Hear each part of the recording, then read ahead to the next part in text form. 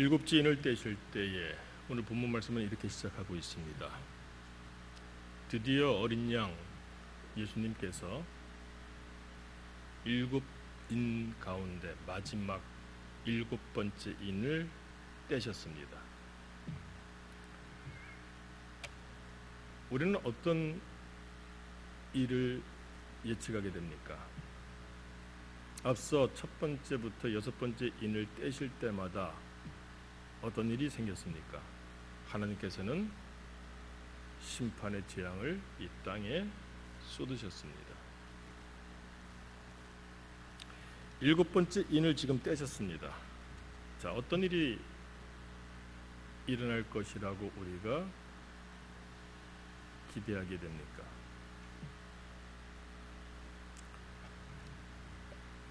그런데 본문 말씀을 읽다 보면은 좀 뜻밖이다 하는 생각이 드는 말씀을 주고 계세요. 1절과 2절 말씀 한번 보시겠습니다. 일곱째 인을 떼실 때에 하늘이 반시간쯤 고요하더니 이렇게 되어 있습니다. 그리고 내가 봄에 하나님 앞에 일곱 천사가 서 있어 일곱 나팔을 받았더라. 얼핏 보기에 첫 번째부터 여섯 번째 인을 떼실 때까지 있었던 그와 같은 재앙들의 모습이 나타나지가 않습니다. 그래서 우리가 이런 생각을 하게 되죠. 심판이 없나?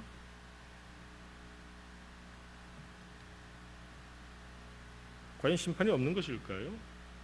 먼저 하늘이 반시간쯤 고요하더니 이 말씀이 의미하는 바가 무엇이라고 생각이 되나요?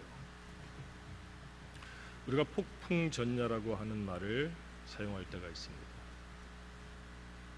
실제로 어떻습니까? 폭풍이 몰아 닥치기 직전에 잠시 놀라우리만큼 온 세상이 고요한 것을 느낄 때가 있지 않습니까? 아주 위력이 큰 폭탄이 땅에 떨어집니다. 그럼 우리 생각에는 그것이 큰 굉음과 함께 곧바로 터질 것 같지만 원자탄 정도만 돼도 어떻습니까? 터지게 되면 불빛이 번쩍이면서 순식간에 잠시 고요하게 되는 것을 우리가 TV를 통해서 본 적이 있지 않은가요? 일곱 번째 인을 떼셨습니다. 그런데 전혀 재앙에 대한 말씀이 없는 것 같아요. 그러나 전혀 그렇지 않습니다. 오히려 더 큰 지금까지 여섯 번째 인을 떼실 때까지 하나님께서 이 땅에 쏟으셨던 그 재앙과는 비교할 수 없을 만큼 큰 심판의 재앙이 지금 준비되고 있음을 오늘 본문 말씀은 보여주고 있는 겁니다.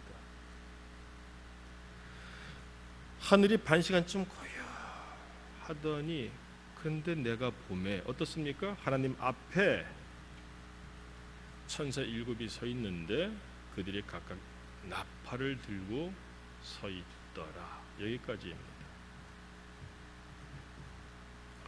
우리가 알아야 될 것이 있습니다. 이 일곱 나팔은 무엇을 의미합니까? 우리가 전쟁 영화를 보게 되면, 특별히 고대의 전쟁 영화를 보게 되면은 전쟁을 시작할 때 나팔수가 나팔을 불지요. 전쟁을 시작합니다. 군사령관의 지휘를 받아서 명령을 받아서 나팔수가 나팔을 불면은 그때 전쟁이 시작되지 않습니까?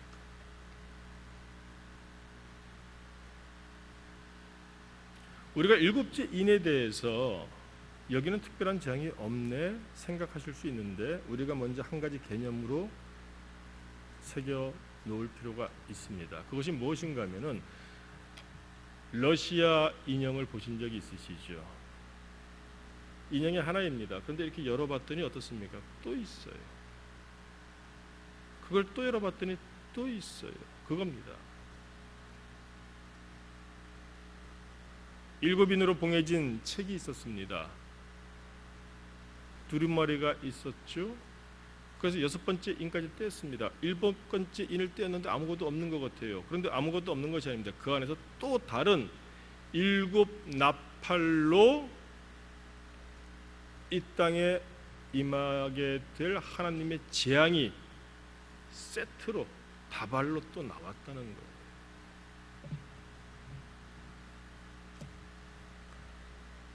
그러면 지금 일곱째 인을 떼시니까 이제는 한 텀이 끝나고 다음 더 심각하고 무시무시한 하나님의 심판의 재앙이 새로 시작하고 있음을 오늘 성경은 우리에게 말씀을 하고 있는 겁니다. 그러니까 다시 한번 정리하자면은 일곱 인으로 봉인된 두루마리가 있었어요. 아무도 뗄 수가 없었습니다. 그리하여 크게 슬퍼하며 울고 있었습니다. 그때 어린 양이 나타나셔서 인을 떼시기 시작하셨어요. 떼실 때마다 놀라우신 하나님의 이 땅을 향하신 심판과 재앙이 시작되었습니다. 여섯 번째 인까지 떼셨습니다. 그리고 마지막 오늘 일곱째 인을 떼셨습니다. 그런데 이때는 어떤 하나의 재앙이 아니라 또 다른 세트로서 일곱 나팔 재앙이 새로 시작하고 있음을 보여준다는 겁니다. 우리가 다음에 보겠습니다만 이 일곱 나팔도 마찬가지입니다. 일곱 번째 나팔을 불었을 때 또 마찬가지로 다음 단계의 또 세트가 시작합니다. 그것이 바로 일곱 대접의 심판이죠. 그러므로 오늘은 일곱 인을 떼심으로 말미암아 인을 떼셨을 때 시작하던 그 심판들에 이어서 이제 새로운 이젠 강도와 정도가 완전히 달라지는 것이죠. 일곱 나팔의 재앙과 심판이 시작되고 있음을 오늘 성경은 말씀하고 있는 겁니다.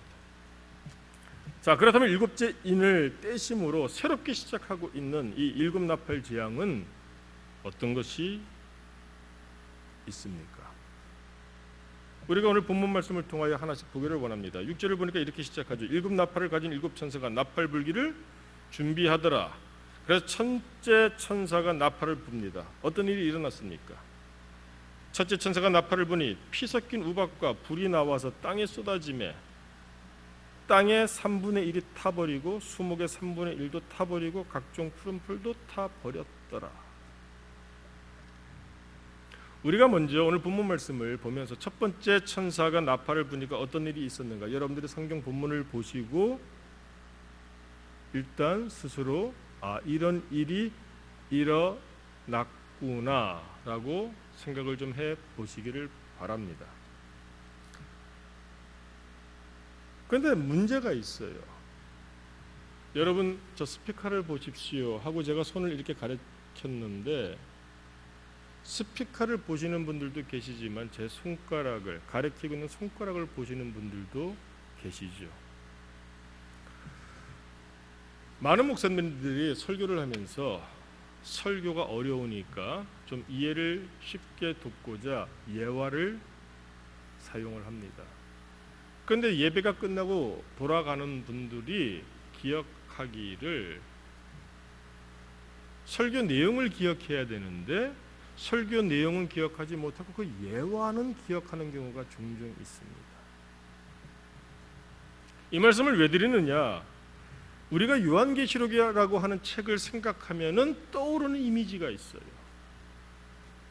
그것이 무엇인가요? 오늘 본문 말씀 가운데서도 마찬가지입니다. 자, 첫째 천사가 나팔을 불었습니다. 그랬더니 어떻습니까? 피 섞인 우박과 불이 나와서 땅에 쏟아지매 땅의 3분의 1이 타버리고 수목의 3분의 1도 타버리고 각종 푸른 풀도 타버렸더라. 여기에 대해서 사람들이 이게 뭘까 하는 것에 집중하다가 정작 가르치고자 하는 것은 잃어버리고 여기에 대해서 분분해하다가 오해하고 잘못되는 경우를 종종 본다는 것입니다. 그리고 심각한 것은 대부분의 이단들이 바로 그 점을 노려서 요한계시록을 악용하고 남용하면서 자신들의 사사로운 이익을 채우기도 하고 있습니다. 여러분, 첫 번째 나팔을 불었습니다. 그래서 일어난 이 일이 무엇을 의미한다고 생각합니까? 그런데 중요한 것은 거기에 대해서는 그 누구도 이거다 저거다 말할 수가 없어요. 어떤 사람들은 말합니다. 우박과 불이 나와서 땅에 쏟아졌다. 그러니까 이것은 지진이 나서 요즘 보십시오.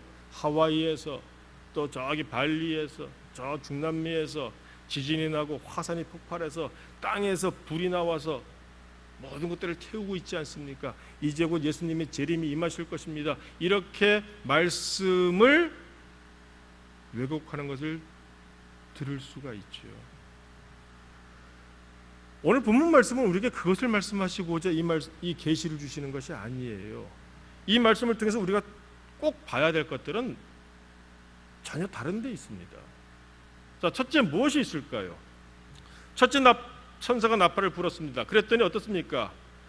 피 섞인 우박과 불이 나와서 땅에 쏟아졌습니다. 그래서 중요한 것은 땅에 얼마가 타버렸습니까? 3분의 1이라고 하는 것이에요. 자, 우리는 지금 매 주일마다 이 요한계시록을 순차적으로 받고 있습니다. 3분의 1이 타버렸다, 이 말씀을 볼 때 떠오르는 것이 있어야 돼요. 앞서 인을 떼실 때 하나님의 심판과 재앙이 이 땅에 쏟아졌습니다. 그래서 얼마가 상했습니까? 4분의 1이지 않습니까? 바로 앞에 보시면 돼요. 여러분들 오늘 본문 말씀을 이해하시기 위하여 수고스럽더라도 한 페이지만 넘겨보시기 바랍니다. 앞에 보니까 어떻습니까? 그 인을 떼실 때 어때요? 4분의 1이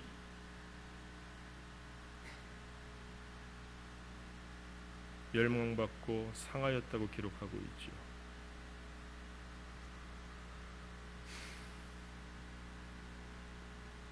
찾으셨습니까? 대표적으로 8절 말씀 보십시오. 내가 보며 청황생말이 나오는데 그 탄 자의 이름은 사망이니 음부가 그들을 따르다. 그들이 땅 얼마입니까? 4분의 1의 권세를 얻어 죽이더라.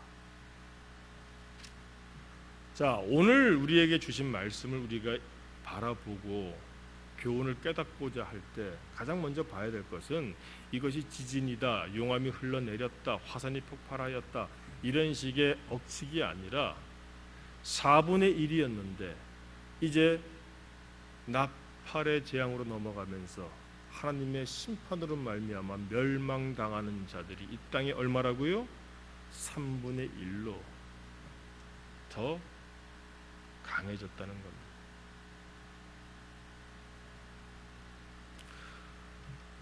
더 극심해진 심판과 재앙이에요. 그러니까 어떻습니까? 더 고통도 심해지겠죠. 오늘 본문의 요지는 간단합니다. 첫 번째 나팔을 불어서 일어난 일이 무엇이냐는 거예요. 그 일이 이것이다 저것이다. 그것보다 더 중요한 것은 지금까지는 하나님께서 참으셨습니다. 인내하셨습니다. 그런데 인을 떼시기 시작하셨어요. 그때부터 4분의 1을 멸망시키기 시작합니다. 그런데 7 나팔 재앙으로 접어들면서는 3분의 1로 더 그 재앙이 커지고 극심해지고 그래서 고통도 더 참혹해졌다는 겁니다. 그래서 중요한 것이 있습니다. 자, 우리가 또 생각해 봐야 됩니다.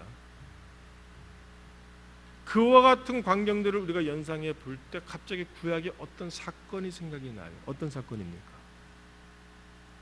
출애굽 직전의 사건이죠. 애굽이 강팍했습니다. 바로가 강팍했습니다. 하나님께서 당신의 백성을 구원하시고자 모세를 보내셔서 하나님의 명령을 전하셨습니다. 그런데 어떻습니까? 바로가 강팍하여 하나님의 명령을 거절하죠. 그래서 오히려 더 혹독하게 이스라엘 백성들을 다스립니다. 그래서 하나님께서는 모세를 통하여 애굽에 우리가 너무나 잘 알고 있는 몇 가지 재앙입니까? 10가지 재앙을 내리시죠. 우리가 오늘 본문 말씀에서 그 사건을 떠올릴 수 있어야 된다는 것이에요. 요한계시록에 나타난 모든 일들은 하나님의 백성을 어떻게 구원하실 것인가를 보여주시는 겁니다. 그래서 결론적으로 말씀드리자면 요한계시록을 대할 때 여러분 우리가 성도입니까? 여기에 대해서 그 삶과 신령과 믿음으로 아멘 할 수 있는 모든 분들은 요한계시록에 나타난 그 어떤 심판과 재앙의 말씀이라 할지라도 두려워하거나 염려하거나 걱정할 필요가 전혀 없습니다. 왜?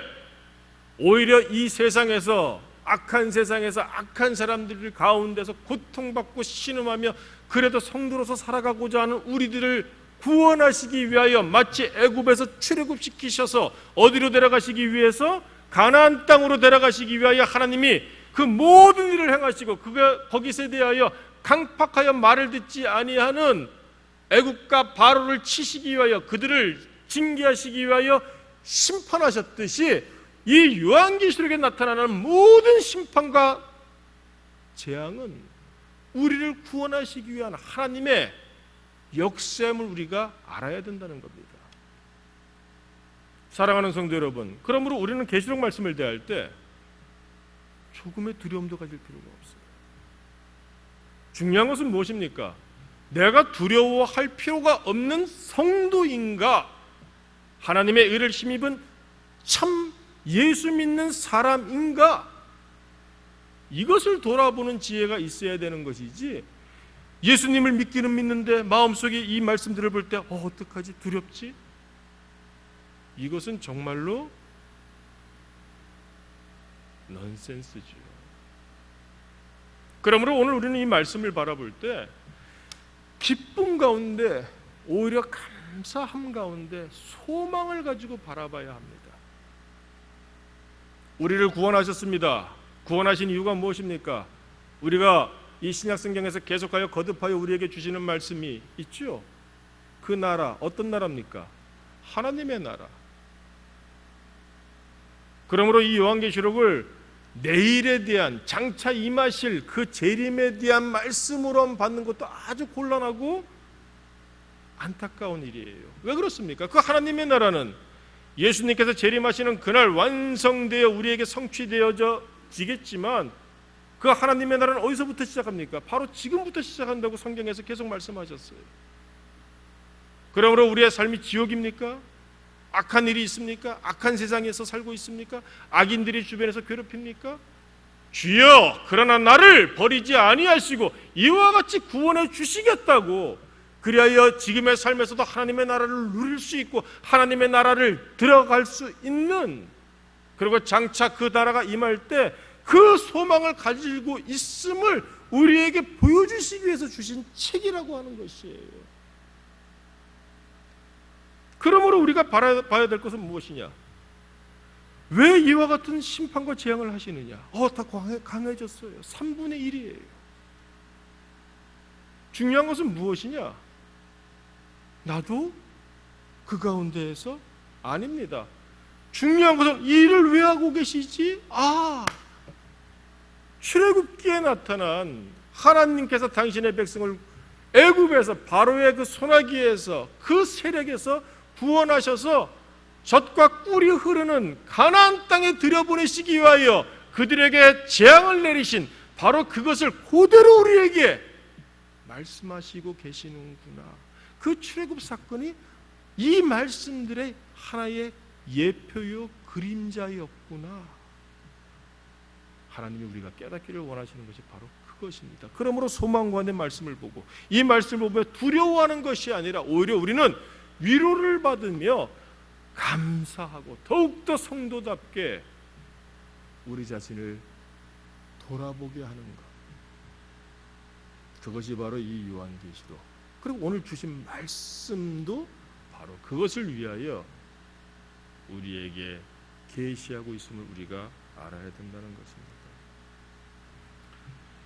여러분, 일곱 인을 떼신 이가 누구십니까? 오늘 일곱 나팔의 재앙이 시작합니다. 마지막 그 재앙이 시작하게 하시기 위하여 일곱 번째 인을 떼신 이가 누구십니까? 어린 양이시잖아요.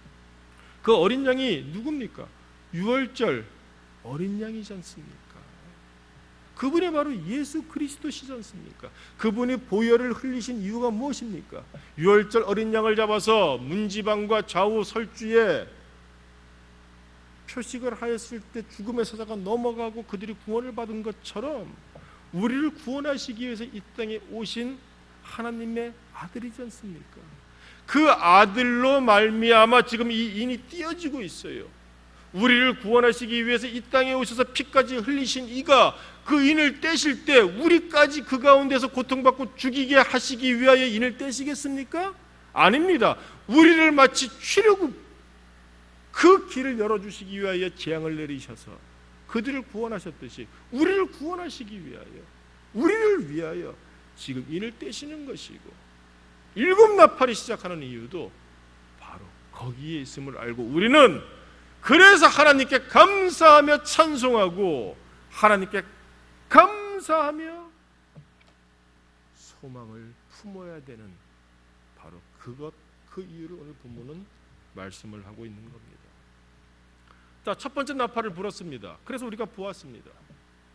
같은 맥락에서 이제 여러분들이 오늘 이 8장을 보게 되면 네 번째 나팔까지 나옵니다.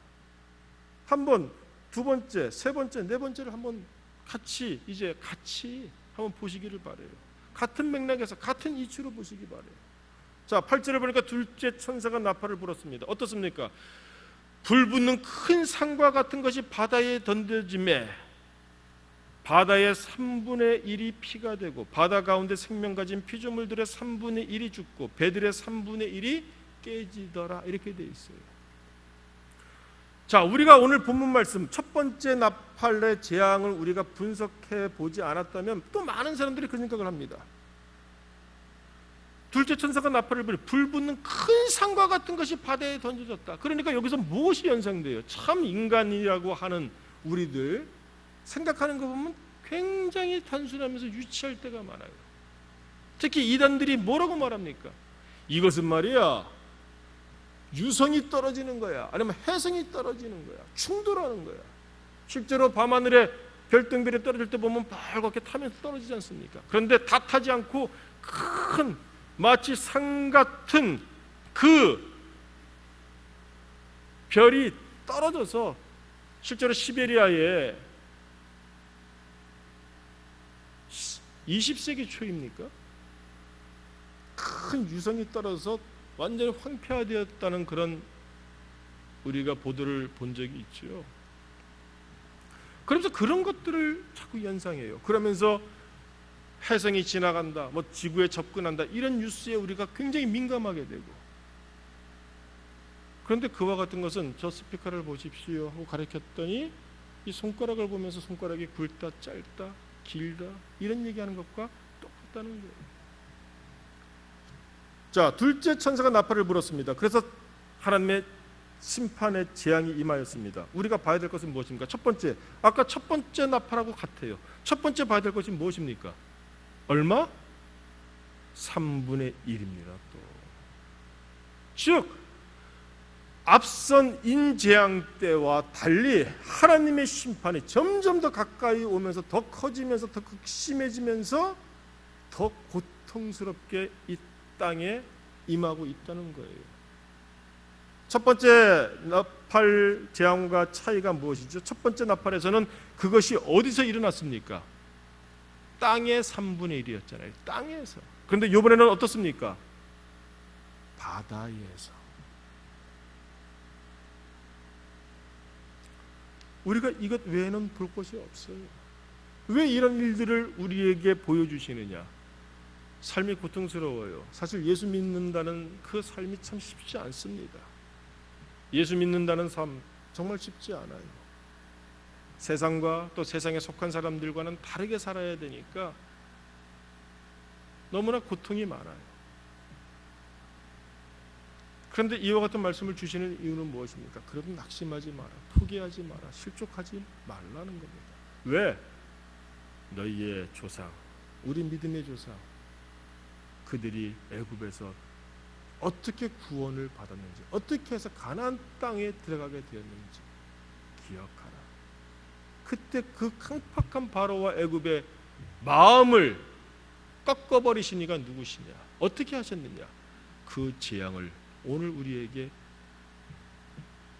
연상케 하시기 위하여 이 말씀을 주고 계신다는 거예요. 하나님이 나를 위하여, 우리를 위하여서도 이렇게 하고 계시고 하실 것이다, 이 얘기입니다.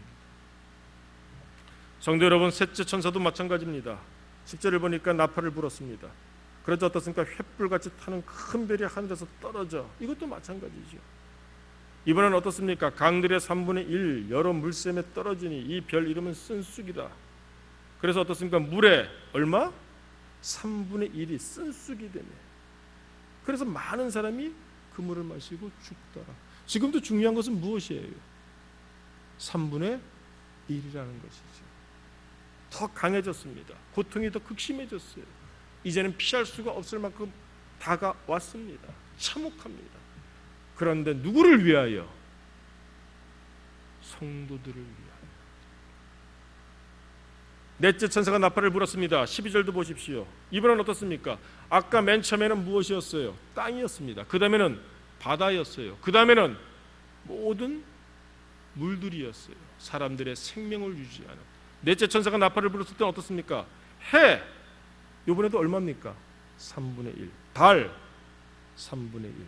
별들의 3분의 1이 타격을 받아 그 3분의 1이 어두워지니 낮 3분의 1은 비추임이 없고 밤도 그러하더라.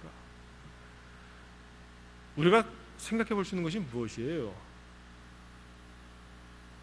이제는 천체, 그러면 땅과 바다와 온 생명이 생명력을 유지할 수 있게 하는 그 근원이 되는 물과 심지어 저 천체까지도 우주까지도 다 하여, 그러면 한마디로 말해서 어떻게 표현할 수 있나요?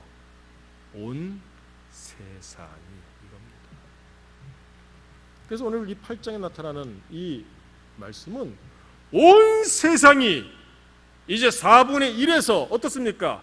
3분의 1 더 크게, 더 심하게 멸망시키고 계시는, 치고 계시는, 재앙을 내리고 계시는 하나님을 보여주고 있는 거예요. 중요한 것은 무엇입니까? 누구를 위하여? 성도들을 위하여. 이겁니다. 그런데 완악한 사람은 변하지 않아요. 그래도 붙잡고 있습니다. 우리가 예수를 믿고 하나님께 내어 맡기고 그런 대로 신앙의 양심을 붙잡고 살려고 하고 애를 쓰는데도 불구하고 이 세상이 변하지 않습니다. 악한 자들은 잘 변하지가 않아요. 바로가 잘 변하지 않았습니다. 그래서 어떻습니까? 13절 말씀 보세요. 그러다 보면 우리가 실족할 만하죠. 하나님이 계시는 건가? 기도에도 응답하신다고 하신 그 하나님이 왜 응답하지 아니하시지? 이런 우리가 생각을 하게 됩니다. 그런데 13절 보세요. 내가 또 보고 들으니 공중에 날아가는 독수리가 큰 소리로 이르되. 여러분, 독수리 하면 떠오르는 것이 무엇이죠? 용맹한 새입니까? 아닙니다. 성경에서는 그런 뜻으로도 가끔 쓰이지만 보다 더 많은 사용법으로는 독수리는 시체를 뜯어먹고 살아요. 그러니까 임박한 참상을 우리에게 보여주는 거예요. 독수리가 공중에 날아갑니다. 그래서 그건 뭐라고 말합니까? 땅에 사는 자들에게 화가 있으리. 독수리가 시체를 뜯어먹어야 되는데, 시체를 뜯어먹어야 되면 살아있는 사람이 죽어야 됩니다. 그 죽을 사람들이 누구입니까? 땅에 속한 사람들이에요. 누가 그들을 죽입니까? 왜 화가 있을 것인데 세 번을 거듭하여 말하나요? 우리가 이 요한계시록에서 숫자가 의미하는 바를, 상징하는 바를 우리가 점검해 본 적이 있습니다. 3이라고 하는 숫자는 무엇을 나타냅니까? 삼위일체 하나님이었어요. 하나님이 심판하시고 재앙을 내리신다는 것이죠. 그러므로 독수리가 뜯어먹을 수 있을 그 시체가 질비하게 깔린다는 겁니다. 얼마나? 지구상에, 인류의 3분의 1. 그것을 우리가 숫자적으로 치환할 필요는 없어요. 바꿀 필요는 없어요. 그것이 얼마나 혹독하고 극심하고 돌이킬 수 없는 하나님의 진노와 심판인지 재앙인지 이것을 우리가 생각해 볼 수 있어야 된다는 겁니다. 그런데 그것을 왜 말씀하고 계시는 거예요? 너를 위하여 그렇게 하실 것이다, 이 얘기입니다. 그러므로 나를 위하여 하시는데 내가 두려워할 필요가 없죠. 오히려 지금의 이 고통과 이 악한 세상의 그 소나기에 붙잡혀 있는 내가 구원을 얻는 것인데 오히려 기다리고 그 기다림 속에 위로받고 위로받는 속에서 소망을 가지고 오히려 포기하지 아니하고 견뎌내야 되는 것, 우리에게 그것을 말씀합니다. 세상의 말을 안 듣습니까? 하나님 앞에 계속하여 완악합니까? 악합니까? 보십시오. 화가 있으리니 이는 새 천사들이 불어야 할 나팔 소리가 남아 있음이로다. 앞으로 지금 몇 개의 나팔이 울렸습니까? 4개예요. 보자. 근데 앞으로 또 3개가 더 있어요. 3개로 끝납니까? 그 다음에는 7 대접 심판이 또 시작합니다. 중요한 것은 무엇인가요? 하나님은 왜 이와 같이 행하고 계시냐는 겁니다. 누구를 위하여? 성도를 위하여. 내가 성도입니까? 그렇다면 나를 위하여 예전에도 그리 하셨듯이 앞으로도 그리 하실 것이고, 그 하나님이 지금도 나에게 하나님의 나라를 허락하시기 위하여 지금도 그리 하실 것임을 말씀하고 있는 겁니다. 사랑하는 성도 여러분, 그러므로 오늘 우리가 주신 말씀을, 그 하나님의 마음을 우리가 반드시 바로 새길 수 있기를 원합니다. 참 많은 사람들이 이해하지 못할 가르침으로 하나님의 복음을 자꾸 훼손하고 왜곡하는 것을 보게 돼요. 여러분들도 아마 다 보셨을 것입니다. 얼마 전에 저 과천에 있는 어떤 교회라고 하는데 이단이겠죠. 참 능력도 좋습니다. 교인들 중에 400여 명을 데리고 마지막으로 남은 선택된 하나님의 나라라는 그런 미명하에, 제주도 좋아요. 피지로 가서, 피지 아시죠? 거기다가 교회를 세우고 거기서 마치 지구의 종말이 온 양 그렇게 머무름으로 무리를 일으키고 있다 하는 뉴스를 들었어요. 왜 이단들은 엉뚱한 이야기들을 할까요? 자, 그들은 그렇다고 하십시다. 그런데 왜 그런 엉뚱한 이야기에, 너무나 유치해서 웃기도 뭐한 그런 이야기에 많은 사람들이 현혹되고 미혹되고 넘어갈까요? 그것은 성경 말씀을 올바르게 알지 못하기 때문이에요.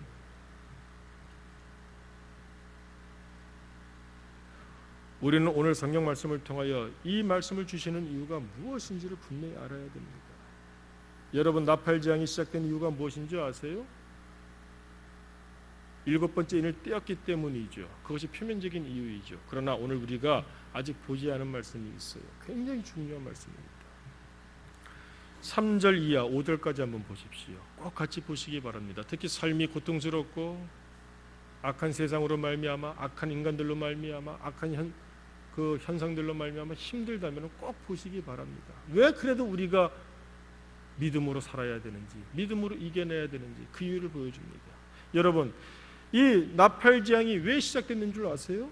보십시오. 또 다른 천사가 와서 제단 곁에 서서, 자, 그림을 그립니다. 금 향로를 가지고, 향로가 뭔지 알죠?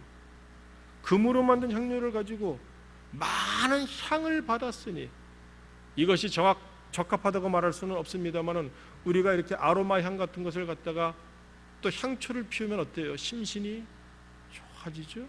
향이 올라가지 않습니까? 자, 금 향로를 가지고, 다른 천사가 금 향로를 가지고 제단 곁에 서서 금 향로를 가지고 많은 향을 받았다는 거예요. 근데 왜 받았습니까? 이는 모든 성도의 기도와 합하여 보좌 앞 금 제단에 드리고자 함이라. 여러분, 우리의 기도가 어떤 건지 아세요? 우리가 사실 이 말씀만 가지고 기도에 대해서 한번 깊이 있게 말씀을 나눠보기를 원해요. 그런데 이 시간은 그럴 시간은 부족하고, 다만 우리가 하나님 앞에 바르게 기도만 한다면 기도가 어떤 기도인 줄 아시냐는 겁니다. 특별히 4절 말씀을 계속하여 보십시오. 향연이 뭡니까? 우리가 향을 피우면 어떻게 해요? 연기가 올라가죠. 그런데 그 연기가 어떻습니까? 많은 아름다운 향연이, 성도의 기도, 우리가 기도를 하면 우리의 기도와 함께 그 향연이 함께 천사가 그 손으로 어떻습니까? 하나님 앞으로 올라가는지라. 오늘 일곱 나팔 소리가 왜 울리기 시작하는 줄 아시는가요? 성도들이 기도를 했기 때문이에요. 이 기도를 우리가 오해하지 않아야 됩니다. 주여 용서하여 주시옵소서, 주여, 이런 기도가 아니에요. 그런 기도라기보다는 주여 이 세상이 너무 악하고 주여 이제 우리가 못 살겠습니다. 너무 힘듭니다. 언제까지 악이 정의를, 언제까지 불의가 정의를 이기는 그런 세상이 되어야 되겠습니까? 우리가 왜 하나님을 섬긴다고 하는데 왜 하나님 없이 사는 사람들, 하나님이 없는 것처럼 사는 사람들이 오히려 득세를 하는 그런 삶을 우리가 살아야 됩니까? 내가 시험에 들게 되었사오니 하나님 이제 움직여 주시옵소서, 그 기도를 한 거예요. 참으시던 하나님께서 그래 우리가 우리의 자녀들이 너무나 고통스럽다고 그렇게 막 통곡을 하며 비명을 지른다면 부모로서 움직이지 않겠습니까? 5절 보세요. 그러니까 어떻습니까? 천사가 향로를 가지고 제단에 불을 담아다가 땅에 쏟으며, 그 향로가 뭐였어요? 성도들의 기도와 그 많은 향을 담아서 하나님 앞에 올린 거예요. 그랬더니 하나님께서 그 기도를 들으시고 이제는 못 참으시겠다. 그래서 어떻습니까? 천사가 향로를 가지고 제단에 불을 담아다가, 불은 무엇이죠? 심판이지 않습니까? 어디다 쏟습니까? 땅에 쏟으며, 이 땅이 그냥 이런 단순한 땅만을 의미하는 것이 아니에요. 우리가 땅에 속한 사람들, 하늘에 속한 사람들, 땅에 쏟으며 어떻습니까? 우레와 음성과 번개와 지진이 나더라. 그리고 나서 일곱 나팔이 하나 둘 울리기 시작하는 겁니다. 전쟁이 시작되는 거예요. 그러자 3분의 1이 땅에서 멸절되고 바다에서 3분의 1이 멸망당하고 살아가는 데 필요한 모든 그와 같은 물과 같은 것들이 3분의 1이 제하여짐을 받고 하늘에 저 우주의 3분의 1조차도 빛을 잃어서 하나님이 살아계심을, 그리고 하나님이 성도들을 얼마나 사랑하시는가, 우리를 얼마나 사랑하시는가, 그리하여 마침내 구약에서 보여주었던 그 애굽에 있던 고통받던 그들을 가나안 땅으로 이끌어내시기 위하여 10가지 재앙을 내리시고 그들을 출애굽시키신 것처럼 우리를 하나님의 나라를 이루게 하시기 위하여, 그리고 장차 그 나라를 성취하게 하시기 위하여 하나님은 우리가 기도를 할 때 이와 같이 하신다, 그 말씀을 주고 계시는 겁니다. 사랑하는 성도 여러분, 하나님께서 모세를 애굽에 보내신 이유가 무엇인지 그 동기를 아시죠? 혹시나 해서 제가 찾아보았습니다. 출애굽기 2장 23절과 24절을 제가 읽어드리겠습니다. 25절까지 읽어드리겠습니다. 이스라엘 자손은 고된 노동으로 말미암아 탄식하며 부르짖으니 그 고된 노동으로 말미암아 부르짖는 소리가 하나님께 상달된지라. 성도들이 기도를 합니다. 그 기도가 어떻습니까? 천사들로 말미암아 금 향로에 많은 향과 함께 담기어 어디에? 제단에서 보좌 앞으로 올려지게 된다는 것, 하나님께 상달된지라. 하나님이 그들의 고통 소리를 들으시고, 사랑하는 성도 여러분, 삶이 힘듭니까? 어떤 이유든지 힘들고 고통스럽습니까? 기도해야 됩니다. 여러분, 기도해야 됩니다. 내가 기도해야 됩니다. 내가 기도해야 됩니다. 기도하면은 그 기도가 하나님께 상달이 되고 하나님이 그들의 고통 소리를, 하나님은 반드시 들으시는 하나님이시라는 거예요. 그래서 아브라함과 이삭과 야곱에게 세운 그의 언약을 기억하사 하나님이 이스라엘 자손을 돌보셨고 하나님이 그들을 기억하셨더라. 그래서 모세가 3장에서 모세가 드디어 등장하는 거예요. 그 출애굽의 역사가 과거의 역사로 끝나는 것이 아니라 예전에 그리하셨듯 앞으로도 그리하실 것인데 그 역사를 지금도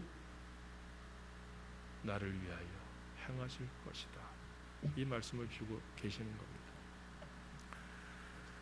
저는 우리 용산남부교회에 속한 교우들만큼은 요한계시록을 접할 때 어렵다, 무섭다, 두렵다, 이게 무슨 말씀이야? 이렇게 당황하면서 가슴을 졸이기보다는 그 고통스러운 삶의 현장에서 그래도 내가 믿음으로 살아야 될 이유가 여기에 있구나 위로받으시고, 이 가운데서 하나님의 나라에 대한 소망으로 더 크게 기뻐하실 수 있는 우리들이 될 수 있기를 축원합니다.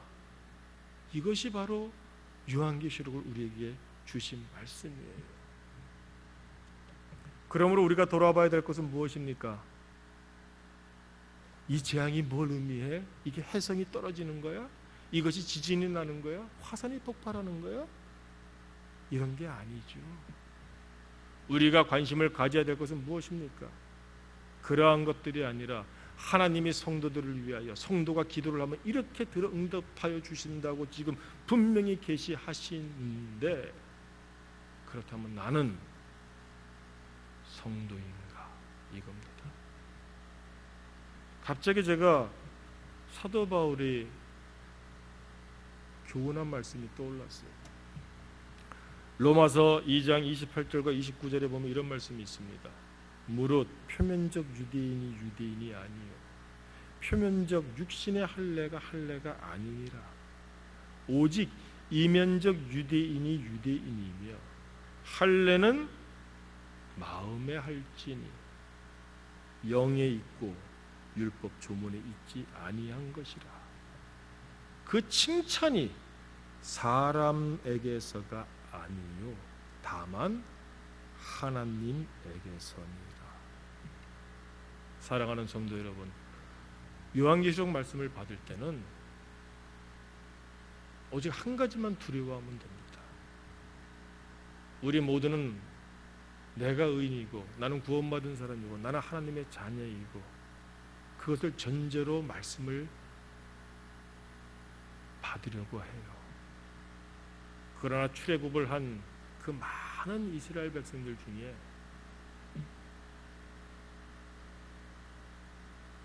그들이 다 그렇게 생각했겠지만 하나님께 심판받는 자들이 부지기수입니다. 우리는 오늘 이 요한계시록 말씀을 받으며 한 가지는 두려워하는 가운데 돌아봐야 되는 그것이 무엇이냐? 내가 성도이냐? 왜? 성도가 기도할 때 들으시고 그 성도를 위하여 이와 같이 7 천사를 보내셔서 나팔을 불게 하시며 심판하시는 하나님, 그 성도들을 출애굽시키셔서 가나안 땅에 하나님의 나라에 들여보내시고자 역사하시는 하나님, 내가 성도일 때 이 모든 말씀이 내게 소망이 되는 것입니다. 우리가 성도라면 두려워할 이유가 없습니다. 오히려 소망 가운데 삶이 힘들고 어렵더라도 위로받으시고 이제 나를 위하여 내가 성도로서 성도답게 살고자 하나님 앞에서 내가 끊임없이 믿음으로 살고자 내 자신을 칠 때 하나님은 나를 위해서 천사들로 하여금 나팔을 불게 하실 것입니다. 기도하겠습니다.